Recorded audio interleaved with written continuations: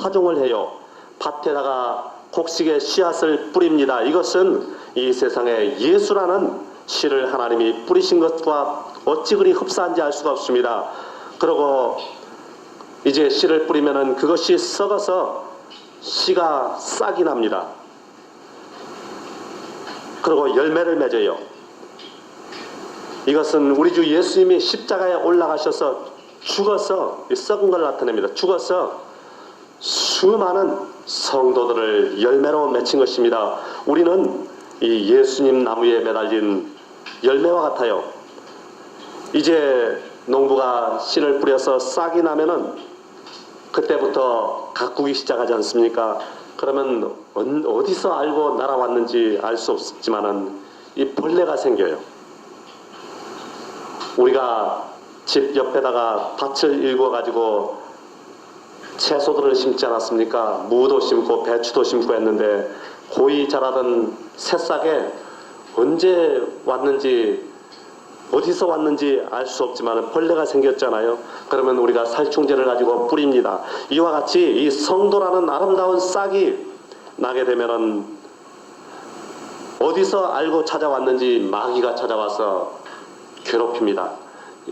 우리 무에 그리고 배추 잎에 벌레가 생기면은 그냥 이리 갔다 저리 갔다 하면서 놀기만 하던가요? 갉아먹지 않아요. 뜯어먹습니다. 사람에게 손해를 끼치는 것입니다. 그것을 갉아먹어서 이 풍성한 수확을 못 이루게 하는 것입니다. 마찬가지로 이 마귀란 놈이 벌레처럼 달려들어서 우리의 영적 자아를 갉아먹습니다. 뜯어먹어요. 도적질하고 죽이고 멸망시키며 믿음을 갉아먹고 믿음을 빼앗아가는 것입니다. 그럴 때 살충제를 뿌렸던 것 같이 주의 피로써 이것들을 멸하고 쫓아내야 돼요.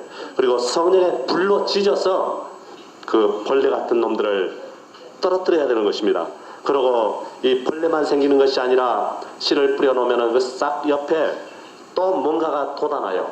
뭐가 돋아나느냐? 가라지가 돋아나는 것입니다. 이 잡초가 돋아나요. 그러면 사람들은 그것을 뽑아버리잖아요. 그러나 하나님께서는 그것을 뽑지 않고 방치해 놓는 것입니다. 왜? 추수 때까지 방치했다가 그때 가서 분류 작업을 하시는 것입니다. 이제 가을이 되면은 곡식을 베고서 묶어서 타작을 하잖아요. 이제 벼의 경우에 두드러지는 것인데요. 타작을 하고 그리고 키질을 해서 분리 작업을 하는 것입니다. 이 농사를 짓는 농토에 자라는 것을 크게 둘로 나누면 곡식과 가라지가 있어요. 가라지는 곡식이 아닙니다. 그리고 이 곡식 중에서도 알곡과 쭉정이가 있어요. 쭉정이는 곡식은 곡식인데 열매가 없어요. 껍질만 있는 것입니다.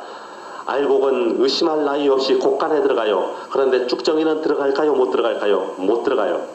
알곡은 창고로 들어가는 것입니다. 무슨 말이냐? 성도는 천국 창고로 들어가는 것입니다. 알곡은 성도예요. 그리고 가라지, 이 잡초나 피 같은 것은 불로 던지지 않습니까? 무슨 말이냐? 불신자들은 지옥불에 던지는 것입니다. 가라지는 불신자예요. 그리고 쭉정이는 열매는 열었으나 알맹이 없는 이 껍질만 있는 것, 쭉정이는 불에 던지는 것입니다. 무슨 말이냐? 교회를 다녀도 가짜로 믿은 사람들은 지옥불에 들어가겠다는 것입니다. 이 쭉정이라는 것은 교회를 다니긴 다녔는데 가짜로 믿은 자를 말하는 것입니다. 그럼 어느 때에 이런 일이 일어나느냐? 추수 때, 다시 말하면 최후 심판 때 이런 일이 일어나는 것입니다. 농부는 알곡 중에서 가라지와 쭉정이를 갈라내요. 그래서 풀무불에 던지는 것입니다. 이러한 사실을 마태복음 13장 49절에서 50절까지 주님께서는 이렇게 말씀했습니다. 세상 끝에도 이러하리라. 천사들이 와서 의인 중에서 악인을 갈라내어 풀무불에 던져 넣으리니 거기서 울며 이를 갈미 있으리라.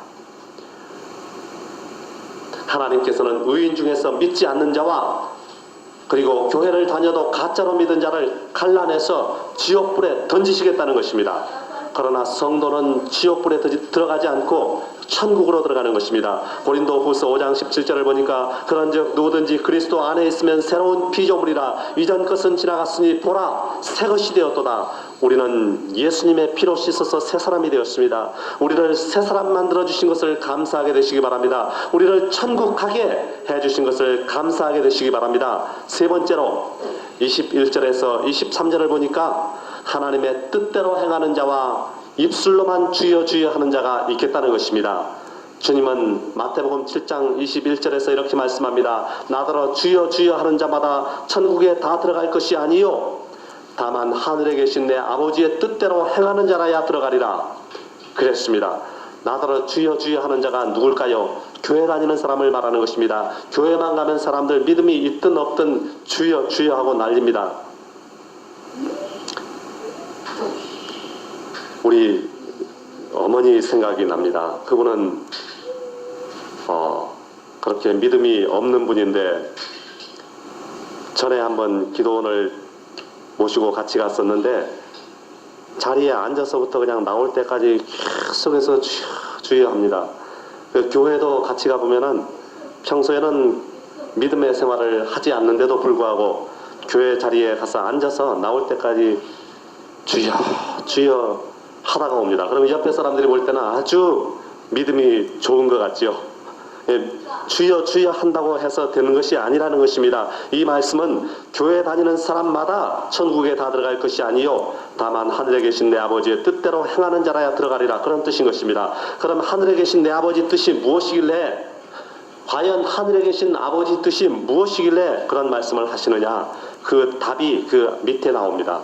하늘에 계신 내 아버지 뜻은 첫째로 불법을 행치 않는 것이 아버지의 뜻입니다. 22절 23절을 보니까 그날에 많은 사람이 나더러 이르되 주여 주여 우리가 주의 이름으로 선지자 노릇하며 주의 이름으로 귀신을 쫓아내며 주의 이름으로 많은 권능을 행치 아니하였나이까 하리니 그때 내가 저희에게 밝히 말하되 내가 너희를 도무지 알지 못하니 불법을 행하는 자들아 내게서 떠나가라 하리라 그렇게 말씀을 했었습니다. 선지자라면서 불법을 행하는 자 목사라고 하면서 불법을 행하는 자, 성도라고 하면서 불법을 행하는 자들, 그들을 주님께서 책망하고 계시는 것입니다. 하늘에 계신 내 아버지 뜻은 첫째로 불법을 행치 않는 것이요 하늘에 계신 내 아버지 뜻은 둘째로 말씀을 듣고 행하는 것인 것입니다.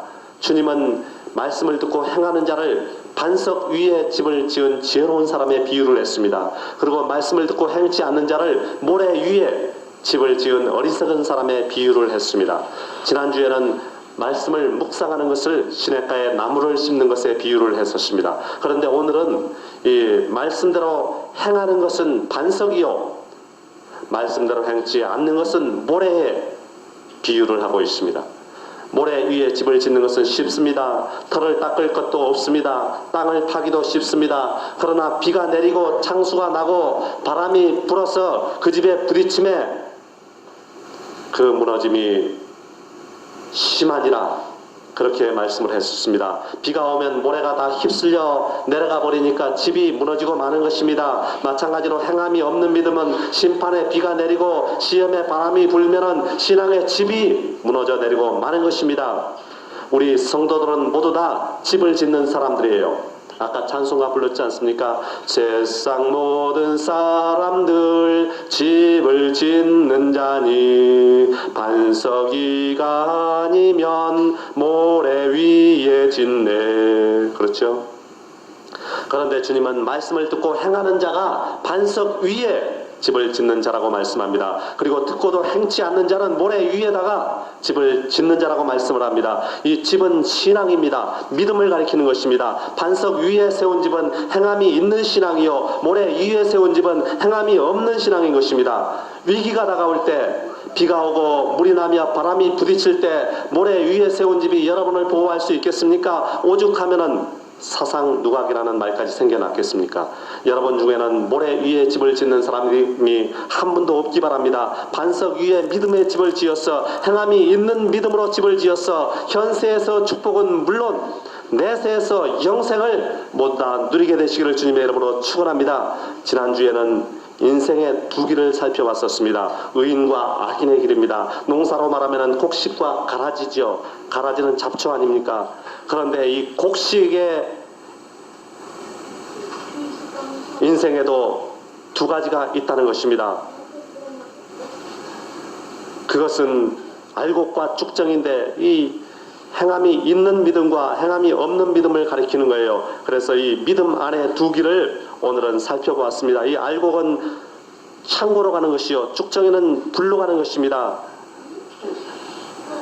여기 계신 여러분은 인생의 두 길 중에서 모두 다 이미 곡식입니다. 가라지는 면했어요. 그러나 믿음 안에 두 길 중에서 어느 길을 따라서 가느냐에 따라 천국이냐 지옥이냐로 갈라지는 것입니다. 가라지도 불살라지지만은 쭉정이도 또한 불에 던져지고 만다는 사실을 꿈에도 잊지 말게 되시기를 주님의 이름으로 축원합니다. 기도하겠습니다. 하나님 아버지, 오늘은 믿음 안에 두 길이라는 제목으로 알곡과 쭉정이에 대해서 살펴보았습니다. 하나님 아버지, 알곡의 길은 좁고 험한 길이요 가기 어려운 길입니다. 사람들이 많이 가지 않는 길입니다. 그리고 쭉정이의 길은 넓은 길, 가기 쉬운 길, 편한 길입니다. 저희들은 넓은 길로 가지 말고 어렵더라도 주님 오실 그날을 소망하며 기다리면서 좁은 길로 꿋꿋이 걸어가는 저희들이 다 될 수 있도록 인도하여 주시옵시고 축복하여 주시옵소서. 감사하며 예수님의 이름으로 간절히 기도하옵나이다. 아멘.